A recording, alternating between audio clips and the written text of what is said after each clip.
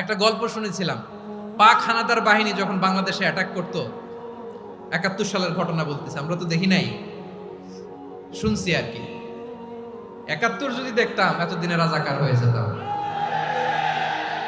আল্লাহ আমাদেরকে বাঁচাই দিছে, আল্লাহর মেহেরবানি, ঠিক কিনা বলেন?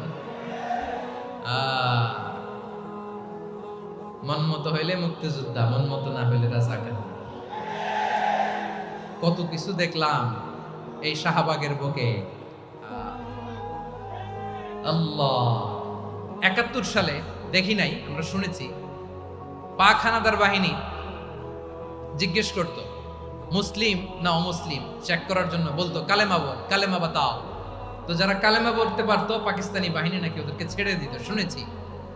তো একজনকে, এক বাঙালিরে পেয়ে তার মাথার মধ্যে বন্দুকর নল ধরে বলতেছে কালেমা বল সালে, কালেমা বাতা, কালেমা বল। তো ভয়ের চোটে এই দোয়া পড়া শুরু করছে। ও পড়তেছে লা ইলাহা ইল্লা আনতা সুবহানাকা ইন্নী কুনতু মিনাজ জালিমিন। পাকিস্তানি বলে সালে ইয়ে তো মুসিবত কা কালেমা হে। বাঙালি কয় হাম তো ভি মুসিবত মে হ্যায়।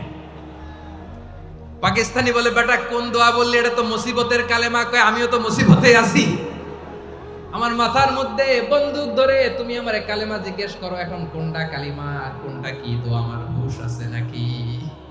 প্রিয় ভাইরা, আসলে এটা দোয়াউল মুসিবা, বিপদে পড়লে এ দোয়া পড়তে হয়।